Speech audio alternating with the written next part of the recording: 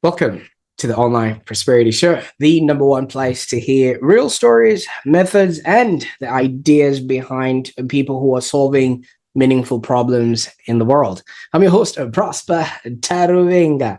And if you or someone you love has ever felt maybe stuck, overwhelmed, or searching for hope in difficult times, I think today's conversation is for you because sometimes what people need the most is not necessarily advice. It's just a story that shows them that change is actually possible. And if you're new here, make sure that you subscribe on whatever platform that you're watching or listening to this on, because every episode that we bring to you has exclusive insights from people that are actually doing extraordinary work in their fields.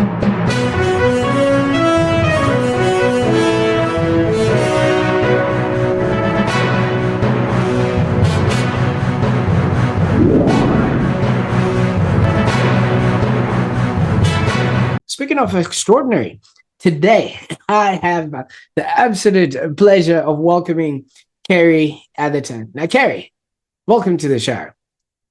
Thank you, Prosper. Great. Thanks for having me on. Absolutely. Well, the pleasure is all mine.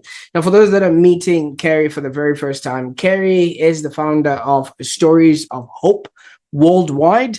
And obviously, I mean, for those that are going to be hearing this story, you will learn that Kerrie has been sober for 44 years.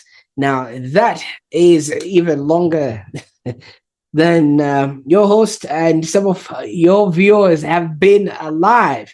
Oh, wow. Which Makes actually me feel means, old.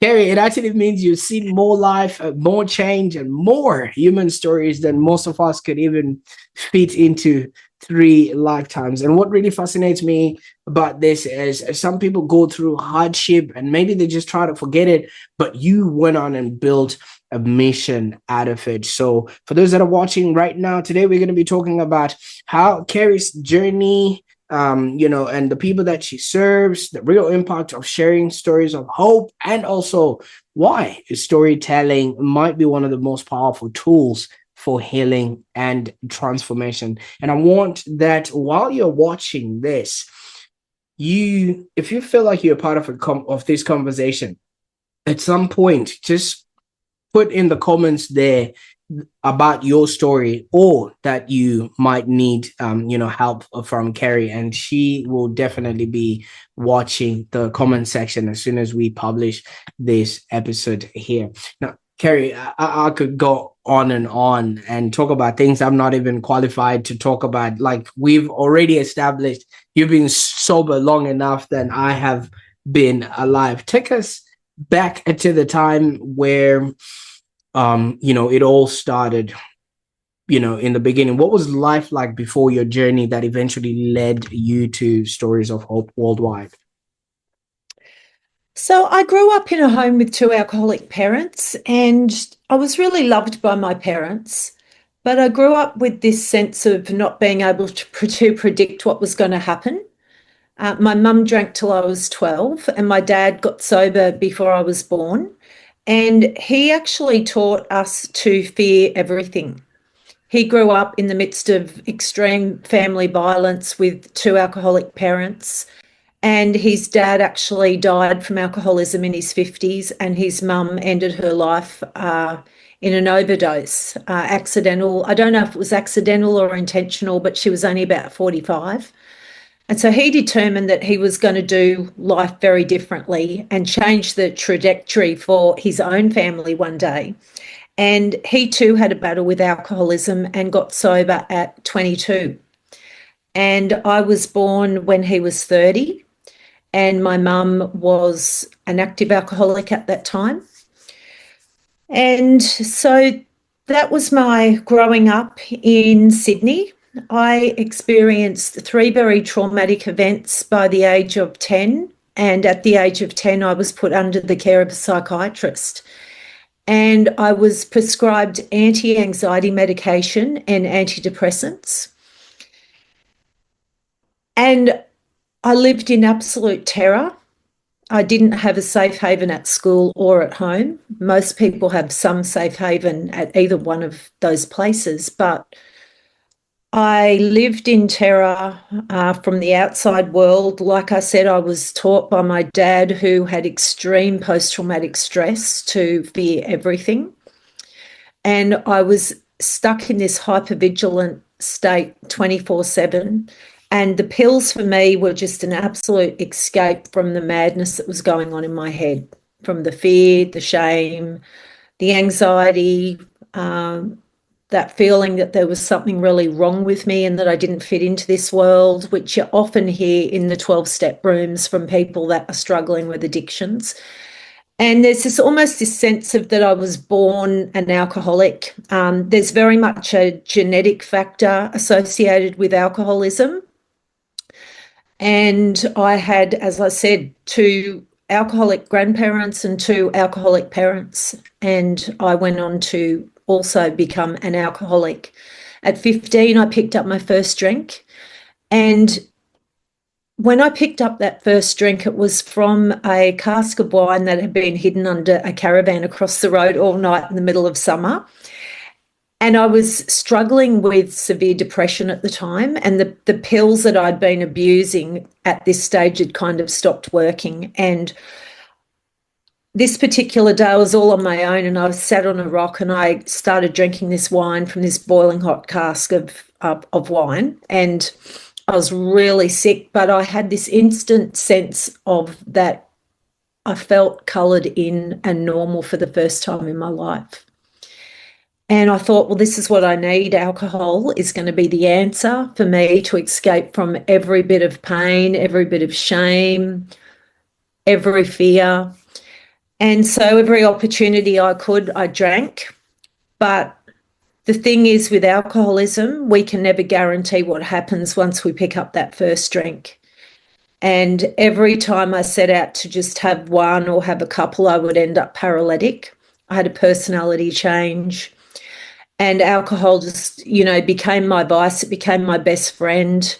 I was somebody that was extremely lonely, and I never really had friends growing up. So alcohol was it.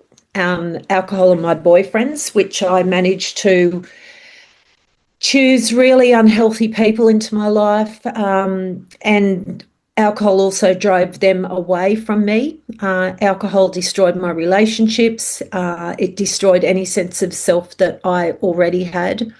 I ended up in a domestic violent relationship.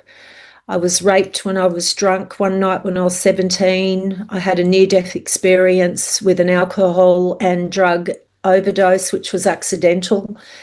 And I just had lost my soul. And all hope had slipped away. I had quickly spiraled so far, quickly downhill in 3 short years. And the day came, Prosper, when I thought I can't go on anymore and I plan to end my life. And that day I heard a loud voice say, "Don't do it. If you hang on a bit longer, you'll find happiness one day." And I just knew that I'd been given a second chance, and I rang Alcoholics Anonymous and I went to a meeting that night. And I knew that if I wanted to see my 21st birthday, I could never drink again. And the fact is that, and I want to give a trigger warning here that I want to talk about suicide. Most people that think about suicide or plan suicide, they don't really want to die. They just don't know how to live anymore. And I didn't know how to live anymore. But I did want to live. I wanted to live, and I wanted to know and have the tools and know how I could do that. Since that day I walked into AA, as you mentioned before, it's been 44 years now that I've maintained sobriety. I haven't had one drink in that time. And I've had to learn how to do life on life's terms. And alcoholism, it's very much been a journey of recovery. I don't have a drinking problem anymore, but I have a thinking problem. And so learning the tools to manage my mind has been something that's been so important on the journey, as is finding a power greater than myself that I choose to call God. And connection is the opposite of addiction. So connection with other people. And that's what we get in the rooms of AA. We sit with other people. We sit in the trenches of life, and we do life with people who have absolutely hit the worst rock bottom anyone can ever imagine. And we unconditionally love each other, and it's a really sacred space where people can open up and really talk about how they feel at depth without any fear of judgment. And when you walk into an AA meeting, shame just goes out the door. And I think shame in itself is a real killer, because what shame does is it isolates people. So been part of AA for 44 years, and I went on to relatively recover well over time. However, I always battled with an underlying sense of that something wasn't right, and I actually struggled with depression, although I didn't really realise it in its depth until I hit another rock bottom, and that was 8 years ago. I had lost both my parents. My husband had had a breakdown, and he was also diagnosed at that time with osteoporosis and told that he had the bones of an 85-year-old.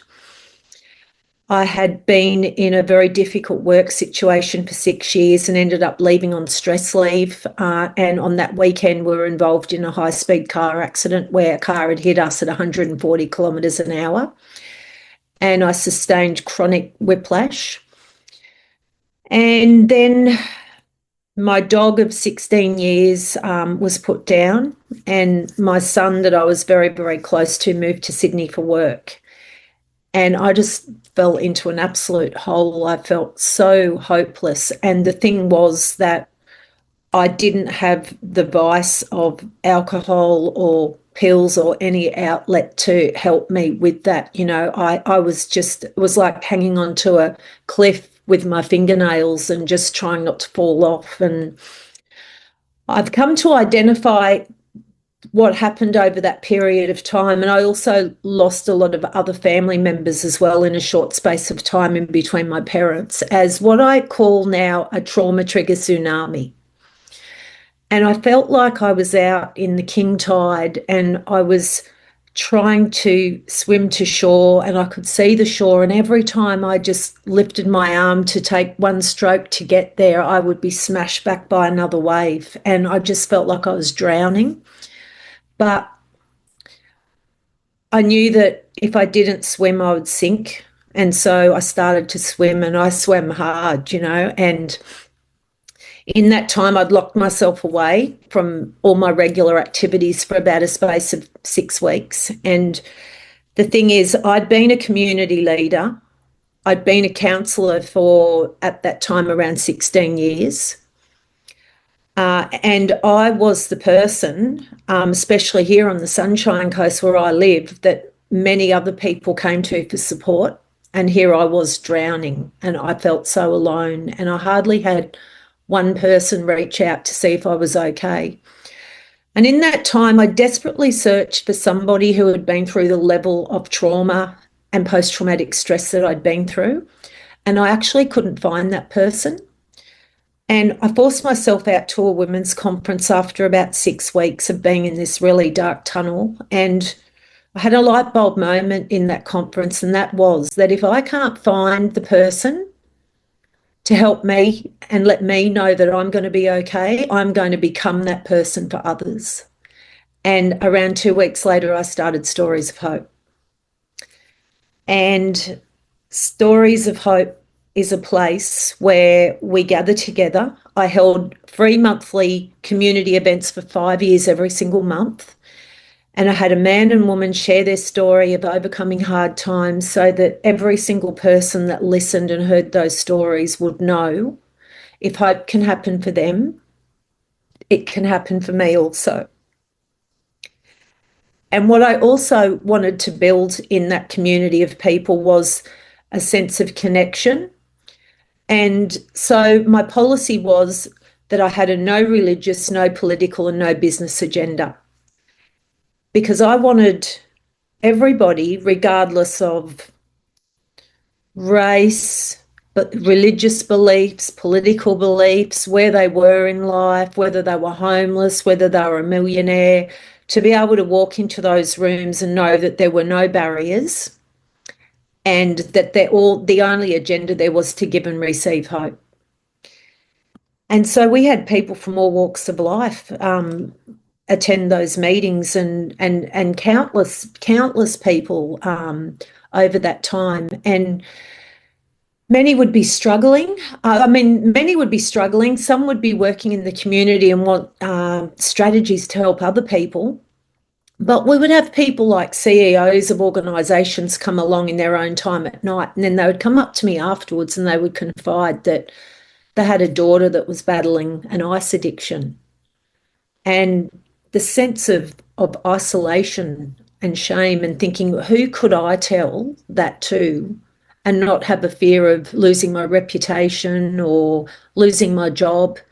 And these people that were really pumping it by day in their business world, and their private lives were falling apart, it really became evident to me that they could be the loneliest people in the world. And my message after me not having support as well was that we can never just look at somebody from the outside and judge and think, oh, they've got it all together, they're okay. Because often it can be the people that we least expect that can be struggling the most. So to never actually judge and presume that someone's doing okay, and to always be curious and asking, are you okay? Not just on Are You Okay Day, but every day. So I'm waiting if you're coming in with a question, or do you want me to keep talking? Kerrie, thank you. Just your life story and your experience, and to be able to tell it in the way that you have told it. I was just sitting here, just there's a lot in there. But maybe let's start with the part where you mentioned, and if we can go there, that you started off in this journey with your parents already in that sort of path of being involved with alcoholism and stuff like that. Were you the only child in this scenario? No, I have two brothers, Right. but I'm the oldest. Right. And so I felt this real sense of responsibility. Yep. Okay. And And when I was, yeah. and how did they turn out, if you don't mind? Oh, they're absolutely wonderful human beings. Wonderful, wonderful business guys, and really real sense of empathy for other people as well. And they've had their own journeys of different things, but they're just amazing people, and they've gone on to impact and have a lot of care for just so many people around them also. Absolutely. Now, obviously, while you were growing up, and I really appreciate how your journey, I knew part of it, but hearing it from you now obviously opens up a whole level of, duty and care on my part to make sure also whatever we're going to be saying, has, Yeah. resonance to the people we're creating this for. Now, you did mention there was instances in your growth where you obviously didn't have any sort of safety around where you were they maybe other people that you could look up to and at least have that hope and say, you know what, I wish I could be like them? Or were you just really utterly surrounded by that sort of influence in your life? Any sort of role models that you could have had during that time? Look, I had the psychiatrist, and Right. my parents were also under the care of the psychiatrist. Right. And I was very close to my dad. And as I mentioned before, my dad got sober before I was born. And one thing that was really a saving grace for me was music. Mm. So they started to get me piano lessons when I was 7 years old. And my dad was a jazz musician. He was a salesman for a Swedish steel company by day, and at night he was a jazz musician. And so he taught me how to play jazz, and we would jam together all the time. And um, we just developed this amazing bond. And he was 60 years sober in AA when he passed away, and he actually passed away on Valentine's Day 10 years ago. Uh, but so for all that time, we used to jam together. And I think that had I not had the music, I don't think I'd still be here. And Mm. it created that bond with my dad. I really didn't have friends. I was bullied at school as well. And I think the fact was that I carried this shame because of what happened to me. One of the tragic events was when I was 9 and we were on holidays and I was sexually molested by a pedophile. And that was one of the breaking points before I had the breakdown at 10 years old that led me to go to the psychiatrist. So I was carrying like this veil of shame. And also, compounded was the fact that I was hiding secrets because my mum was an alcoholic. So children of alcoholics learn how to carry secrets, but they also unknowingly carry the veil of shame with that. And Absolutely. so I felt so lonely and so isolated. And I was also bullied really severely by one of my teachers for 6 years as well. So I didn't really have anyone. Even though my mum was drinking, though, she was still an amazing mum. She only drank at night, so I didn't see her drunk. But we were a really close knit family, the five of us. And so it was kind of us against the world. Absolutely. And at 15, that's when you took that first drink. And Yeah. obviously, you can imagine with what you're saying, everything was just compounding and there was that. But I'm assuming at 15, your little brothers were there already. Were they not available at that time, or did you just try to separate yourself in that particular Well, instance? my one brother was 14 months younger than me, and the other was 3 years younger than me. And uh, because they were so close in age, they were off riding motorbikes Right. at the golf course. You know, they did everything together. So they had each other, and then there was my mum and dad, and then there was me. So I had a very close relationship with my mum as like I always knew she loved me, but she had a very fractured relationship with her own mother. And so the nurture, I didn't feel really like nurtured by her. And I can't remember her telling me she loved me until I was in my adult years. But once I got sober, we really developed an amazing relationship and we were very, very close. And I was so devastated when she was 62, when she was diagnosed with cancer. She passed away at 66. And that was the beginning of the spiral, you know, later on in life for me. Still something that it's very hard to talk about because she spent a year in palliative care. Mm. And it was not long after I'd moved up here to Queensland. So I just felt so hopeless being so far away. But going back to when I first picked up the drink, I think I then developed this sense of independence and almost like I had armor on with the alcohol. It provided that false sense of security. All of a sudden, I could socialize with people. I didn't feel like there was anything wrong with me once I had alcohol in my system. And it really turned me into a rebel. It started to actually put a wedge between me and my family. I got my first boyfriend at that time. And then I really started butting heads with my parents and fighting with my father. And it was just kind of me against the world then Thank you so much. For those 3 years. Absolutely. Thank you so much. Now, before you rang the AA, you wanted to hit 21 at least. You didn't want to approach 21 going the way you were. Why was that age significant for you?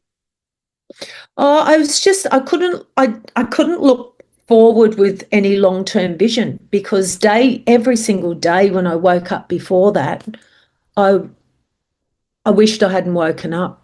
Mm. And every night when I went to sleep, I would hope that I didn't wake up in the morning. So to not be able to have that vision for the future, I'd been in AA at 16. My mum and dad took me to some meetings at 16 to try and open my eyes, and be aware of, look, this is where you're headed if you keep drinking. And everyone around me, all their friends were in AA, said, you have a problem with alcohol. My boyfriend said, you are an alcoholic. And I just couldn't accept it that at 16 years old that I was an alcoholic. So I thought I'm going to really go out there and drink as much as I can and give it as good a shot as I can to prove everyone wrong, which is what we do in active alcoholism, because denial sets in. Mm.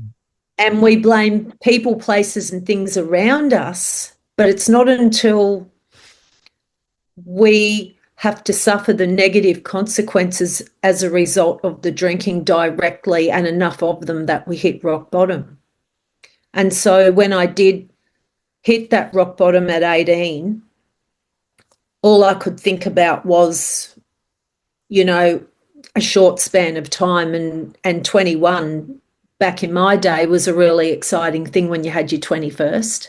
Yeah. And I just knew I won't see my 21st birthday if I pick up a drink or if I don't stop. So that was kind of probably like a bit of a goal for me at the time. Yeah. Yeah. I can imagine. Now, with that being said, I mean, obviously you're talking about really formidable years, 16 to about 18 or so. How were you sponsoring this habit, or how were you supporting it? I was working. So I was a functioning alcoholic, as we hear that term a lot. I had great jobs. I worked in the city in Sydney, but the interesting thing is my first job and my first boyfriend were around the same period of time for about 15 months. Right. And then as I started to spiral, I started to change things because I thought the problem was outside of myself. So over that 3-year period of time, I had about 14 different jobs, and I also had about 14 different boyfriends. Right. So the Right. periods of changing things around and getting restless were just happening quicker and quicker and quicker. But I had great jobs. I had some very, very interesting jobs working as secretary for some extremely interesting people. And that's how I got my money for alcohol. And as soon as I got paid on Thursdays, I was down at the bottle shop buying a massive bottle of Kahlua, and that'd be gone basically, within a night or two. Could you just maybe walk us through what a typical night will be like? Are you just sitting and drinking, or are you watching TV? Are you around people? Is it just yourself? What was the scenario? Yeah, for me, I was, well, it was the age of partying really, and I was looking for love. I just wanted to find a person that loved and accepted me, because I had such a deep hole and such low self-esteem. And I felt like lower than a snake's belly. And I think what happens with people that have experienced sexual assault is they have this internal label that they put on themselves, that I'm damaged goods. Right. And that's how you felt. That's how I felt, that they were, and like I said, I always felt like there was something wrong with me. Or almost like I never measured up. Not broken, but I never measured up. And When I wasn't drinking, walking along the street when I would go to work, I couldn't look at people in the eyes, so I would walk with my head down all the time because I just had felt so ashamed. I remember one day I actually walked and actually headbutted a taxi that had become stationary because I wasn't looking where I was going. And I thought, wow, but to look someone in the eye. So alcohol gave me that courage to be able to be social. And it, like I said to you before, it made me feel like I was normal. And so I'd have alcohol before I went out. And then I'd go out and I'd hit the nightclubs and, dance and drink more and more and more. And then often can't remember what happened. And I'd found friends, at that stage through work and through the secretarial school I went to, and so I had a good network of friends then, but I still felt alone in a crowd. Yeah. And something that I still struggle with, even all these years later, when I'm lying down to have an afternoon sleep, I still find my mind having flashbacks of those drunken days and trying to put the pieces back together again. And a couple of years ago, I just came to the realization that life for a recovering alcoholic or addict, and I'll also add for trauma survivors as well, can remain like an unsolved jigsaw puzzle, and one where the pieces can never be put back together again, but a beautiful new jigsaw puzzle can be made. Absolutely. Well, congratulations. I mean, obviously, you've been sober for 44 years now, which is Yeah. remarkable, right? What has the sort of AI done in a way that maybe some other people don't understand? Because a lot of people would not take, like you mentioned, there's a lot of denial, right? So a lot of people would not take, the help, especially if it's been opened to them. What is it about that association that actually makes a huge difference? Uh, it's the program itself. For somebody to really get sober and have good recovery, we have to leave our ego at the door. Right. We have to allow ourselves to be vulnerable and to show empathy to other people. Uh, and the thing is that with the consequences, right? And I said that to you before, it's not until there's been enough, there's actually a number of negative consequences that a specialist that have worked in the field for over 30 years with all the stars in America and everything that struggled from addictions in the rehabs and that, he came up with this number of negative incidences, usually before an alcoholic or addict will hit rock bottom, and it's 53. And you think of that and you go, what, 53? What's that all about? But that's anything from broken relationships, maybe drunk, out losing a lot of money on the poker machines where you're out drunk one night, um, things that happened to me like sexual assault, overdose, days off work, ending up at the hospital, brushes with the law. And we have the 4 Ls that we talk about, or I talk to my clients about, that come in investigating whether they might have a problem with addictions. And that is, the first one is love life. So is your alcohol or drinking or whatever the addiction is affecting your relationships? The second one is livelihood. Is it affecting work? The third one is liver. Is it affecting your health in any way, what way, shape, or form? And the last one is the law. And it's not usually until the last one that you see people that have been in and out of AA or NA finally come to the realization, because they've finally hit that last L, and that's, to them, that's their rock bottom. Often they lose their license, which means they can't work. They can't take people out if they're in a relationship. Everything, you know, once you've been hit with the law through addiction, that's really, and that really has a way of stripping the ego right away. But I think there's kind of two types of people that are in the rooms of AA. There's people that come in to investigate and see whether they have a problem. And then they say, oh, yeah, I tried that. AA is not for me.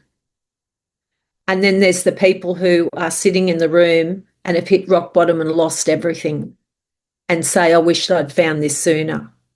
And they're sober. Thank you so much. And especially that number 53. 53 is so many things to happen to somebody, so much that they just start feeling like maybe this is what it is. You know what I mean? Because fish don't see the water that they swim in up until something, like you say, maybe liver or the law actually then happens, which is usually the last straw. Because like you said, many people are really functioning and are actually in denial there. Now, a lot of people might be watching this and feeling stuck right now, Kerrie, and I really appreciate you for obviously sharing this with us. What would you say to somebody who feels maybe like change is only possible for others, but not for them? Because by the time they hit 53, it's not like 53 conservative things, you know what I mean? It's 53 over a lifetime. And, Yeah. you know, you might not be able to piece those together as in they are, you know, leading towards the rock bottom, like you say. Yeah, you know, what I would say is rock bottom looks different for everyone. And we're never too young and we're never too old. I think in society today, there's just such a epidemic of comparison, and everybody, they're not looking at, the majority of people are not looking inward anymore. They're looking outward at what's going on with everyone else, and that's their measuring stick for what's going on with them.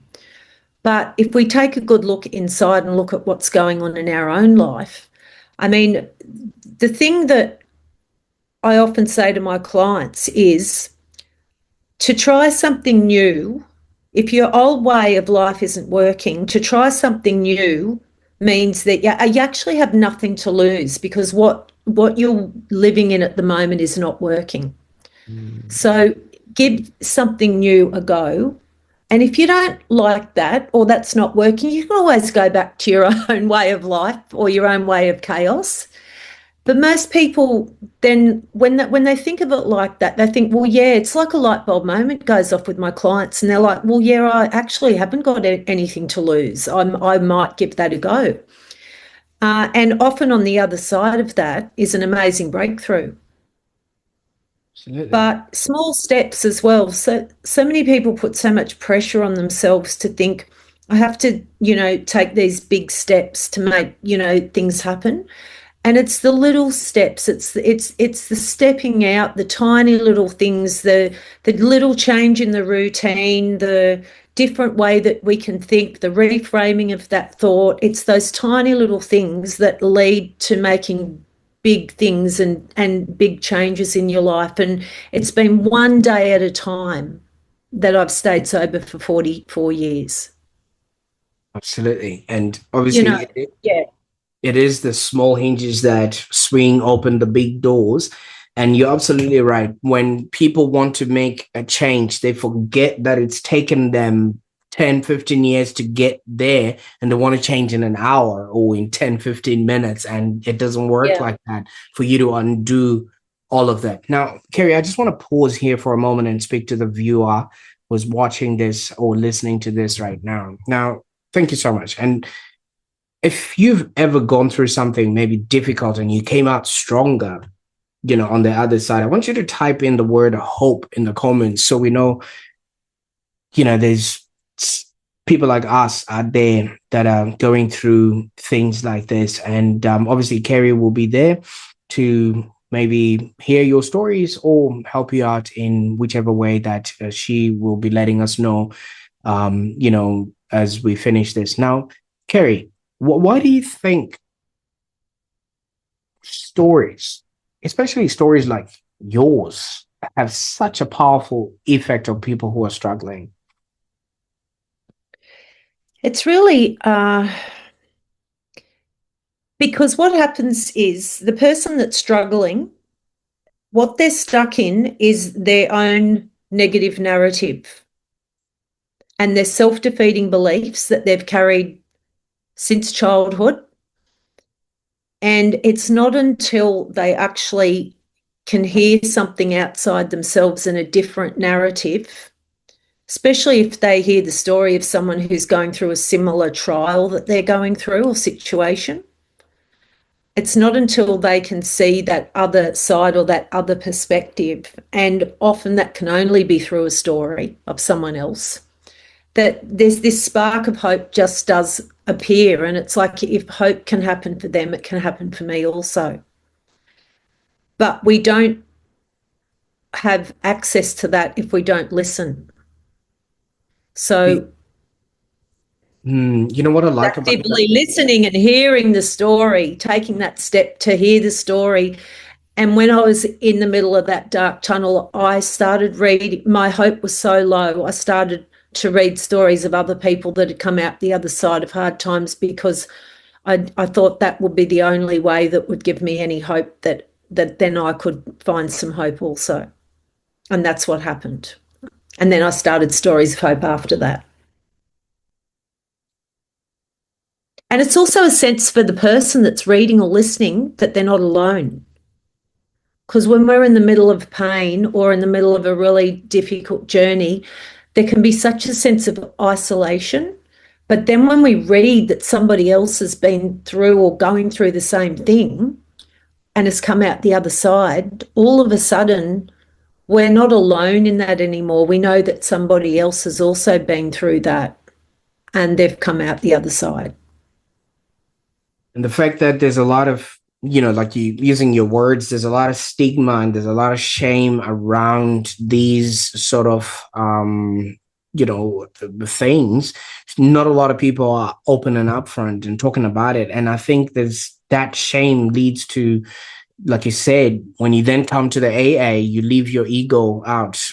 Maybe some people may actually be very well respected people in their society, and they didn't want that to be associated with who they are or who they have sort of become. And thank you so much, because you've become the person that you so wished you had when you were growing up. But for those that don't quite yet have that person, who are the kind of people that you help today? And, what sort of transformation can they experience if they engage with your work?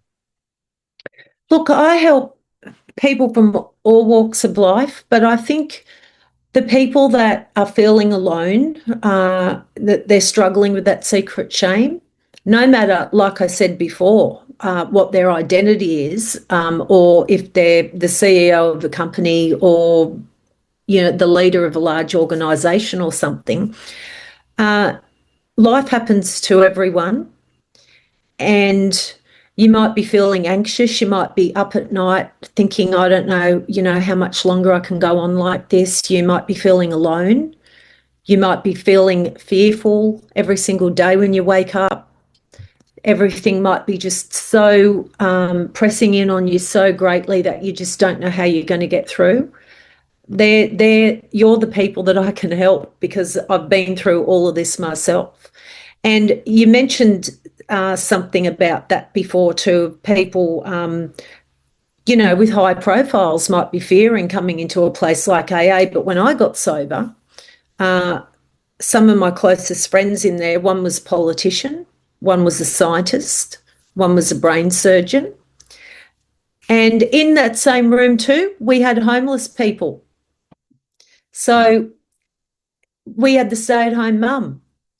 But the thing is, it's a safe space in the 12-step rooms. And I think that the thing that I offer people, and it's one of the greatest gifts that we can give someone, is a non-judgmental, compassionate environment where they know that once they've opened up and shared that deepest, darkest secret that they've been afraid to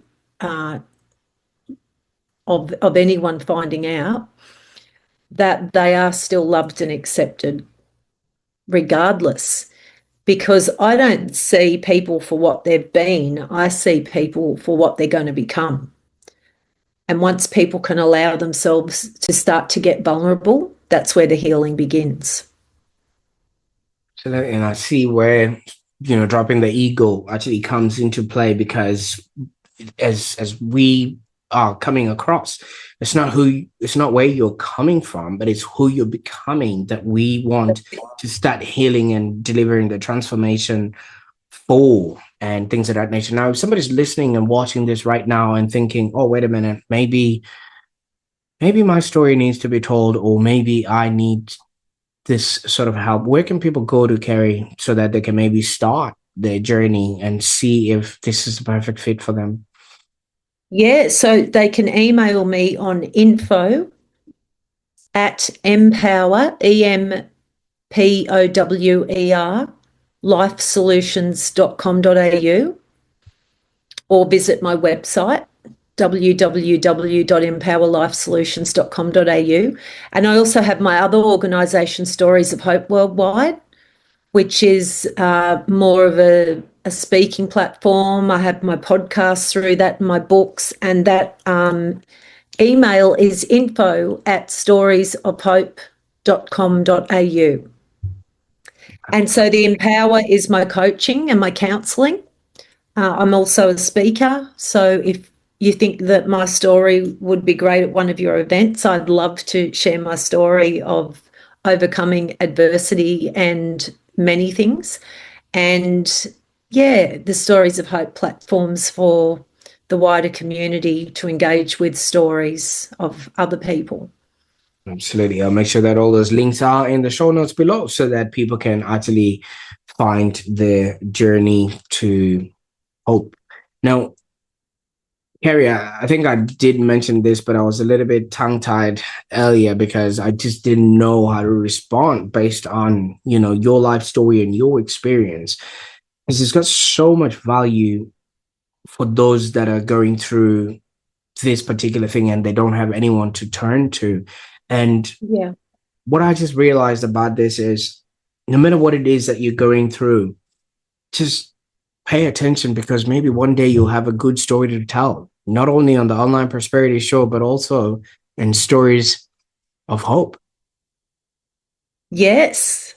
And even the person next to you, no matter where you are, every single person has a story that can impact someone else's life for good. And don't ever discount your story and think it's not good enough or I haven't been through enough. Every single person has a story that can help someone else on their journey of life.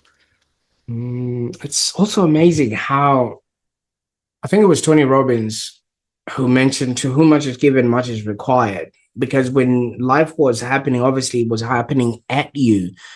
But if you look at it in retrospect, it was happening for you, because the very thing we wish hadn't happened now becomes the very thing that has become your platform, in which you are now helping others be, do, and have. Yeah, I love that. And so a couple of the words that I used was that, turning from a victim into a victor. And that's very much what Stories of Hope is about. Because we're all victims of something at some stage, but some people either don't have the tools or they choose to stay in that victim mentality. But we all have the potential, if we find the right support, to step out of that and become victorious over that which could have destroyed us. Absolutely. You've literally turned your pain into purpose. And I That's can't it. wait to Yes. see Yeah. how you're going to be obviously helping others in the future. And now that you've brought us into your world, what's next? What are you working on that we can be excited about, Kerrie? Yeah. So I've just developed a coaching program using the 6 key areas of my body of wisdom over the years, and that's called the Reconnected Self. And that's for anyone that's feels like they've become disconnected from either themselves or from others, and through life, or through the pressures of life, or whether they've become burnt out or broken down for some reason, and how to rebuild, how to instill boundaries, which is so important, rewire those thoughts, build, new beliefs and rebuild identity. And yeah, I'm also thinking about writing my autobiography as well. Wow. Wow. Yeah.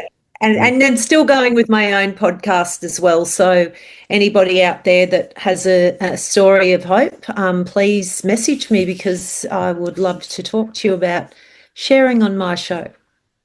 Fantastic. Definitely. I'll put all those links in the show notes so that people can go in and listen and maybe just get in touch and connect with you. Now, Kerrie, we're done so well up until the last minute where you mentioned, the hopes of a book coming in. So I'm going to give you a moment to redeem yourself, because you're not allowed to mention putting out a book and not promising to come and launch it back on the Online Prosperity Show. So you've got 3 seconds. 3 seconds for what? What it will be about? Well, I think it's going to be about my sobriety, because the fact that I've been able to go through life while I'm staying sober, that in itself is the resilience right there. Absolutely. I can't wait. Not having that, that other vice. I mean, I've got my vice, which is, my faith, but not having that other vice, which so many people turn to in the world to escape from the harshness of life. And I don't have that. So I continue to do life on life's terms. And I think that's what the book's going to be about. Fantastic. Thank you so much. Now, Kerrie, thank you for sharing your journey. I mean, I have repeated this, your life story and your experience and your wisdom and the work that you're doing to bring, hope back into the world. Somebody in your position would have been like, okay, I'm fine, let me just worry about myself and heal. But you're literally sending the elevator down so that others can be doing and have a happier existence as well. So thank you so much. And on behalf of all the people that will pass through your programs and maybe heal from your work, I can't thank you enough for basically the time and the effort that you're putting in all of this. Thank you so much, Prosper. I really appreciate the opportunity to share my message of hope with everyone today. Absolutely. And to everybody else that's watching or listening, if today's conversation really reminded you that change is possible, I encourage you to share this episode with somebody who might need that reminder right and now. I mean, you never know whose life might just be a simple message of hope away that you can actually reach. And as Kerrie has been explaining, sometimes some people might actually be coming to the end, whereas these could be the tools that they actually need in order for them to see beyond that which they can't see at this particular moment. And if this is your first time being on the Online Prosperity Show, thank you so much for tuning in. In our next episode, we're going to be talking about ideas that can help you live a happier, more meaningful existence. So make sure you subscribe and you don't miss out on that. And Kerrie, I'll make sure that everybody has your links and also links to your podcast so that they can continue this journey and learn more about your work, so that they too can share their stories of hope. And those that are watching right now, thank you once again for being here. And remember, sometimes the smallest story can actually create the biggest transformation. I can't wait to see what you'll do with this information. Bye for now.